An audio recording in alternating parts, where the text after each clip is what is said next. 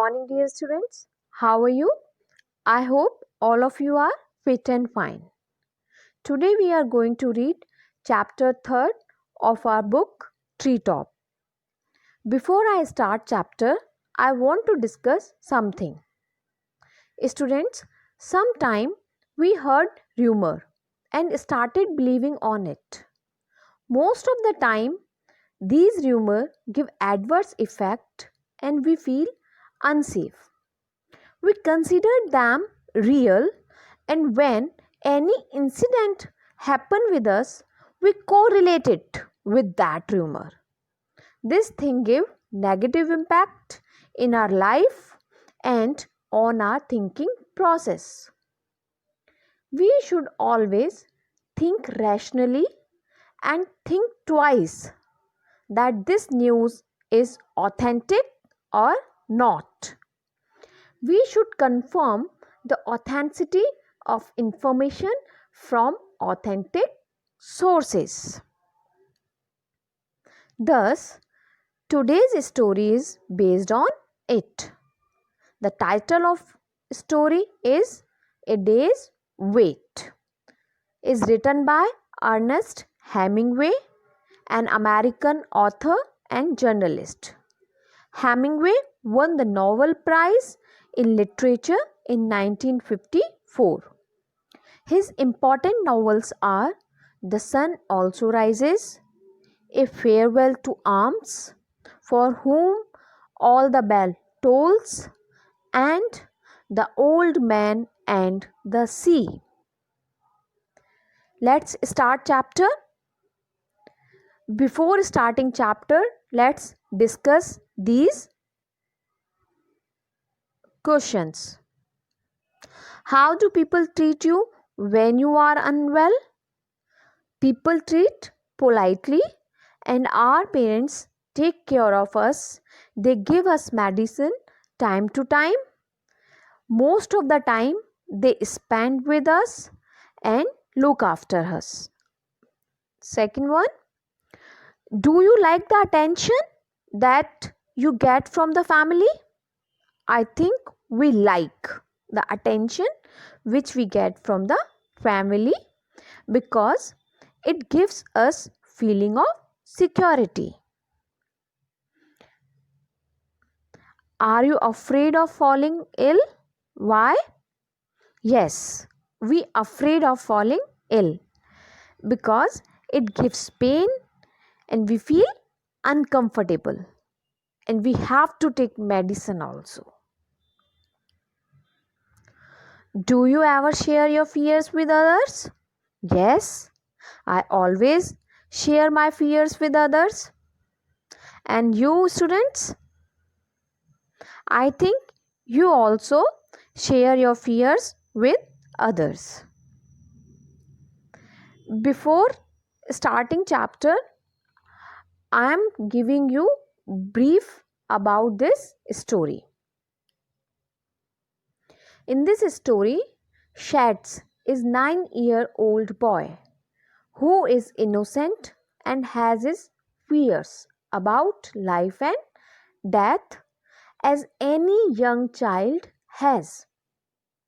When he hears that he has a temperature of 102 degrees, he thinks he is going to die because he has heard his classmates say that no one lives with a fever of 44 degrees.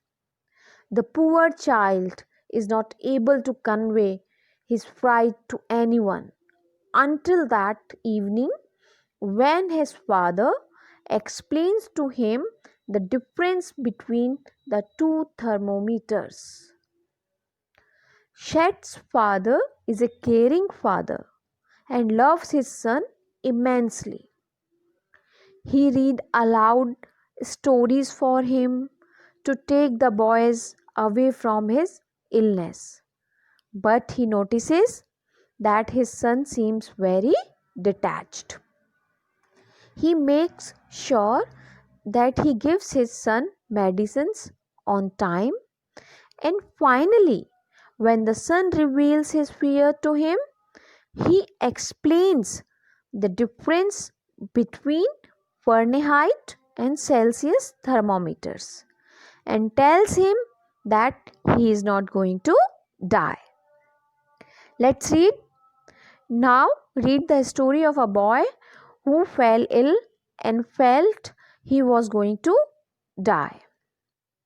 Students, as I read the chapter, I will keep explaining along with it. He came into the room to shut the windows while we were still in bed, and I saw he looked ill. He was shivering, his face was white, and he walked slowly as though it ached to move. What's the matter, Sheds?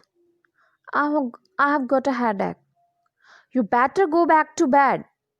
No, I'm all right. You go to bed. I will see you when I'm dressed. But when I came back downstairs, he was dressed, sitting by the fire, looking a very sick and miserable boy of 9 years. When I put my hand on his forehead, I knew he had a fever. You go up to bed? I said, you are sick. See in this picture?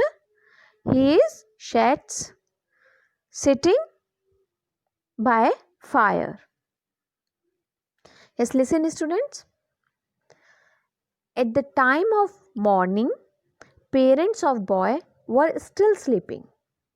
Boy came into the bedroom and closed the windows. Narrator looked at him carefully and found that he was ill and shivering also. His face looked white and he was walking slowly as he felt pain while moving. His father asked to him about his problem. He answered that he was suffering with headache. Father advised him to take some rest while I dressed myself, and then I would see what happened to you. When his father got ready and came to downstairs, he found that Sheds sat near the fire and looking sick and miserable pity. Father touched his head and discovered that he had a fever. Then he instructed him to go to bed and take rest because you are sick. I'm all right, he said. When the doctor came, he took the boy's temperature. What is it? I asked him. 102.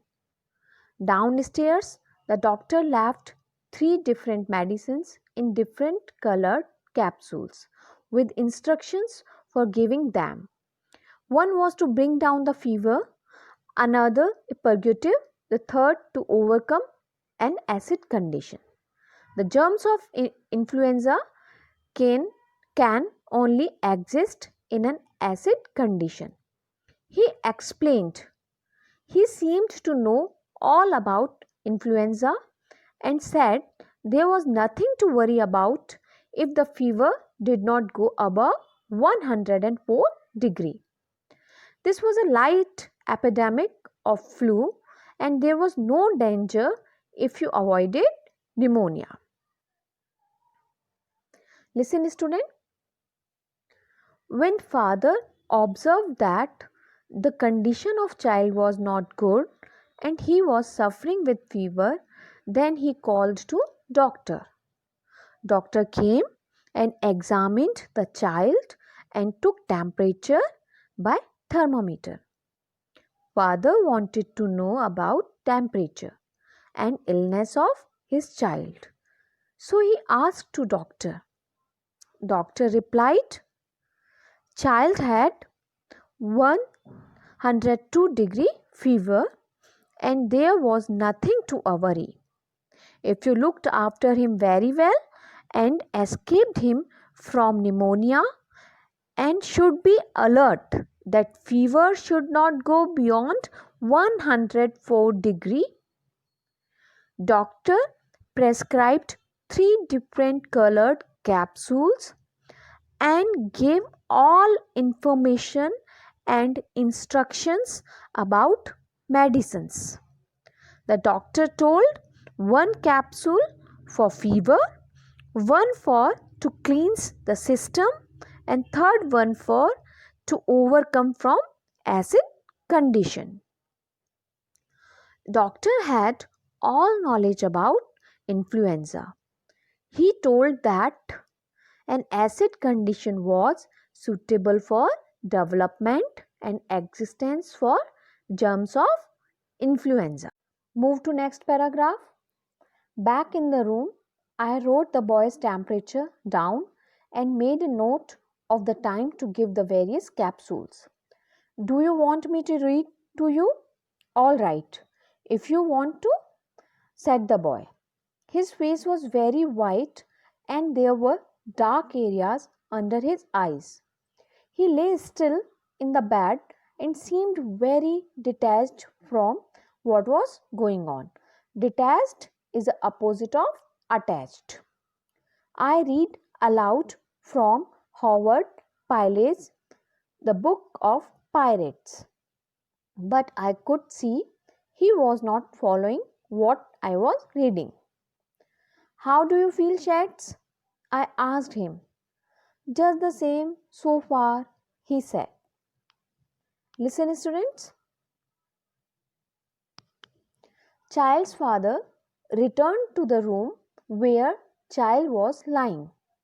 Father wrote the temperature of child. He made a timetable for giving medicines so that on time he could give medicines to child without miss according to instructions of doctor. Father asked to his son, would you like to listen some interesting story? If you want, I could read for you. Unwillingly, child agreed with his father. Condition of child was not good. His face turned into white. There were dark circles under his eyes. He was not moving on the bed. Means pain and troubles which child was facing due to his illness were clearly shown on his face. Father read the book of Pirates of Howard Pyle, but child was not listening it carefully. Father noticed it and asked about his illness. Child replied, same as before, no change at all. I sat at the foot of the bed and read to myself while I waited for it to be time to give another capsule. I would have been natural for him to go to sleep, but when I looked up, he was looking at the foot of the bed, looking very strangely. Why don't you try to go to sleep? I will wake you up for the medicine. Father sat at the one corner of bed and started reading that book for himself because child was not following him and he had to wait for giving medicine to Shats. Father thought in illness generally child felt sleep due to effect of medicine and it was natural for his son also. He was also feeling sleepy. But father noticed that child was looking at the foot of bed and continuously looking in odd manner. Father said to child, try to sleep and I would give you medicine at right time. You did not need to wake up. I would take care of it. I would awake for you.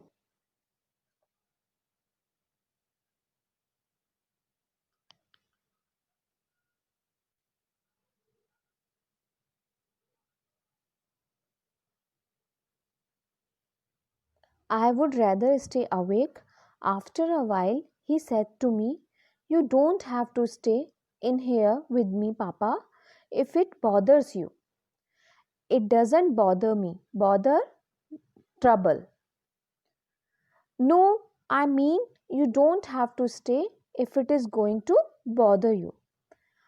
I thought perhaps he was a little light-headed, and after giving him the prescribed capsule at 11 o'clock, I went out for a while. After some time, Child told to his father that he could go away from his bedroom and no need to stay here if you were facing any problem and trouble. I would take care myself. Father tried to convince his child that it was his pleasure to stay here and take care of him. But child insisted him. So father felt that due to illness, child was little light-headed. Light-headed means due to illness, failed to control emotions and thought. So the child was little mentally disoriented, feeling dizzy. So he gave him prescribed capsule and went away from his room. It was a bright cold day, the ground covered with a sleet that had frozen so that it seemed as if all the bare trees, the bushes, the cut brush, and all the grass and the bare ground had been varnished with ice. I took the young Irish setter for a little walk up the road and along a frozen creek. But it was difficult to stand or walk on the glassy surface, and the rat dog slipped and slithered, and I fell twice, hard, once dropping my gun and having it slide over the ice. That night was bright and cold. Ground and roads were covered with sleet. Sleet means snow which become freeze and solid, and due to rain it also become slippery. Everything was covered by freezed snow such as trees, bushes, grass and ground.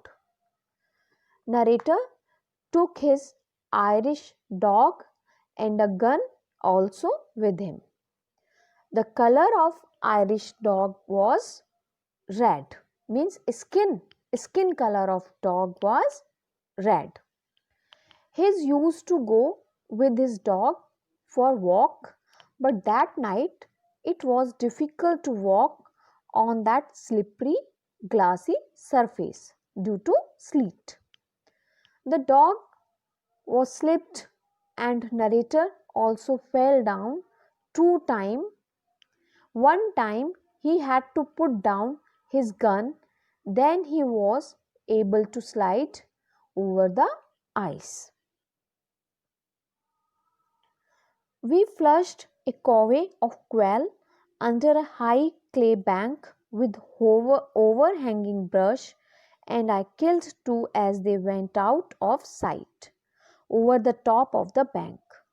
Some of the covey lit in trees, but most of them scattered into brush piles, and it was necessary to jump on the ice coated mounds of brush several times before they would flush.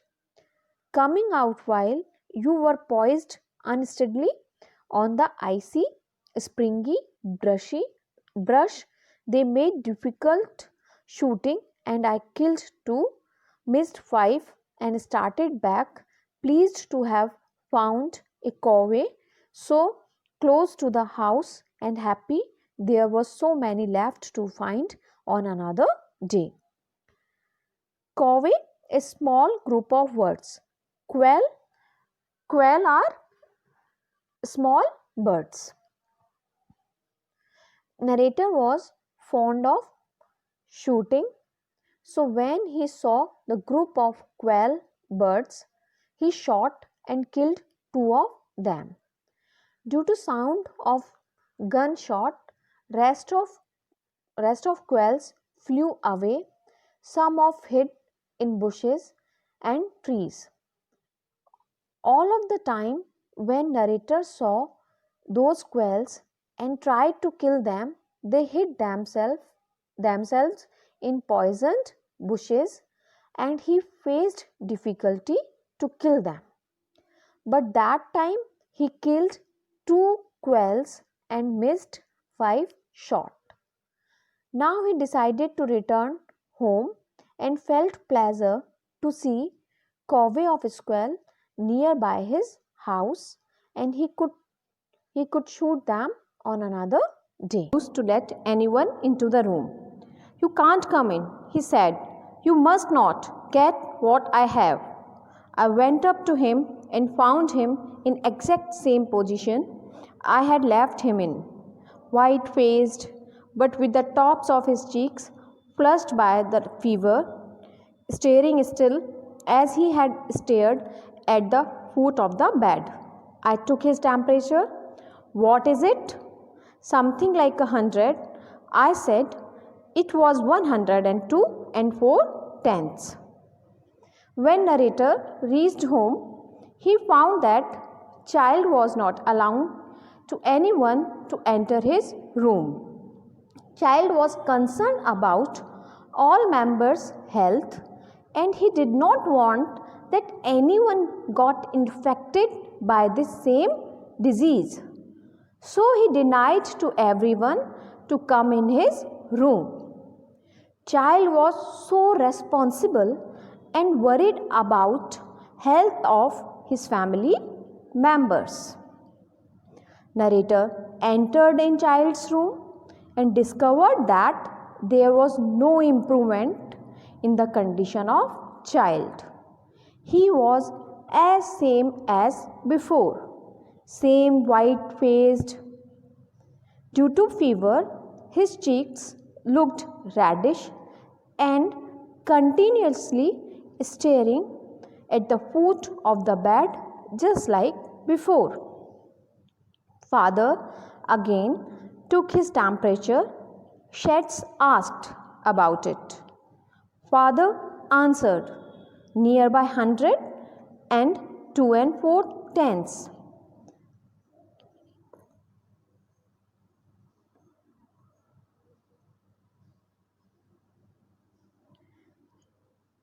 Move to next paragraph. "It was 102, he said. "Who said so?" "The doctor." "Your temperature is all right." I said. "It's nothing to worry about." "I don't worry," he said, "but I can't keep from thinking." "Don't think," I said, "just take it easy." Then child said his temperature was 102. Father asked him, "Who told you?" Boy replied, "I heard when doctor was telling to you."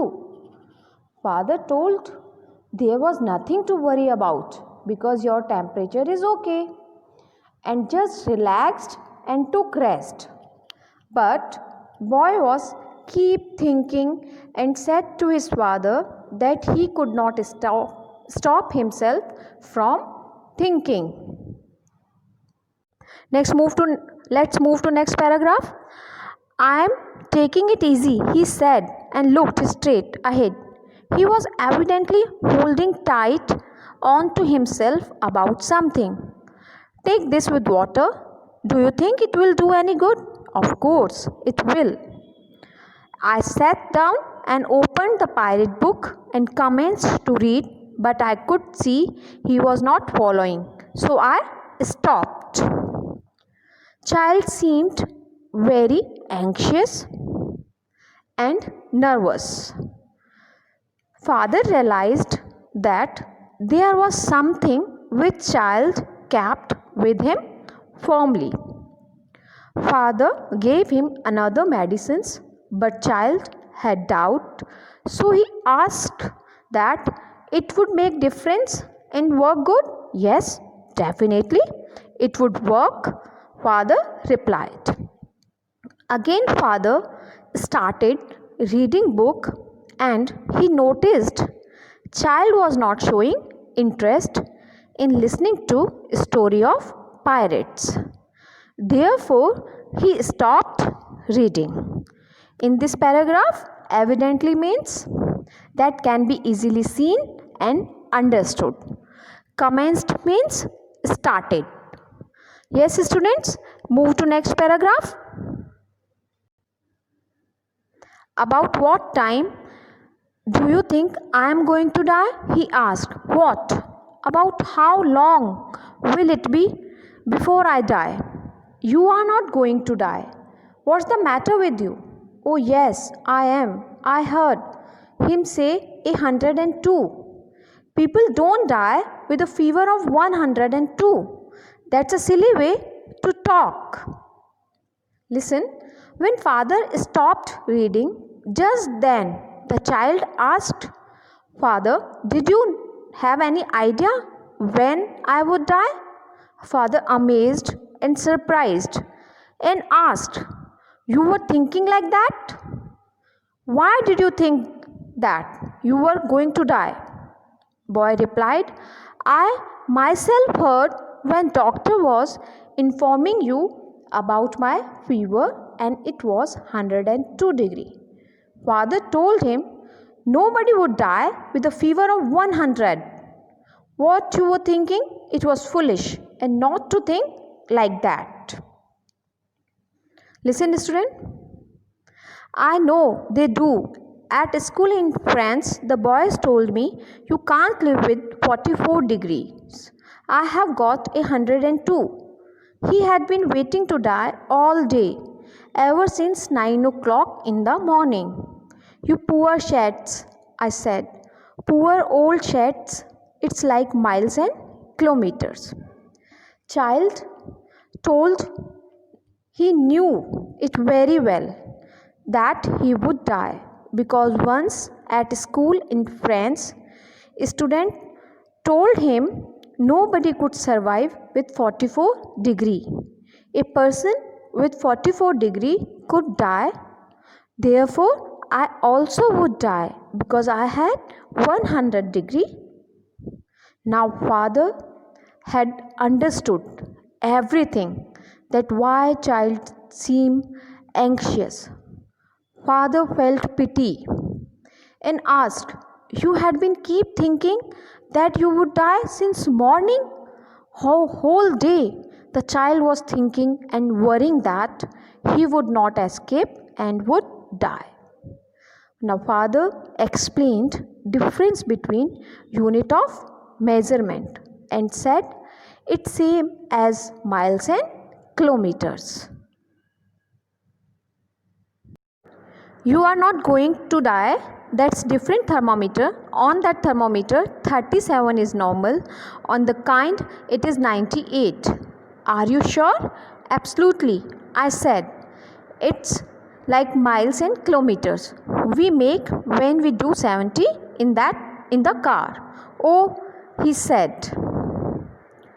Father said, just like difference between miles and kilometer, there is difference between Fahrenheit and Celsius. Degree Celsius thermometer 35 degree to 42 degree Celsius and Fahrenheit thermometer 94 degree to 108 degree Fahrenheit. So, in Celsius degree thermometer 37 degree is normal and in Fahrenheit thermometer 98 degree is normal. Your temperature was measured by Fahrenheit thermometer, so you would not die. Child reconfirmed with his father that he sure about it. Father said, of course.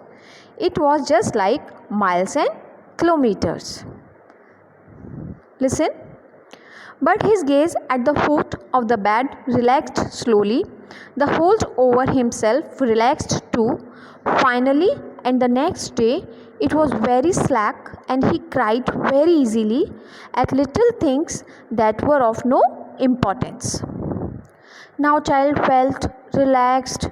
He released all tensions and slept. Next day, when he woke, he thought about his mistake and felt sad and cried. When we get sick, we become little emotional and want attention of everyone. Without any reason, we keep crying to seek importance from others. Little knowledge is always very dangerous. If we know something about anything, then we should go into the depth and gather information about it. Not too quick to take judgment.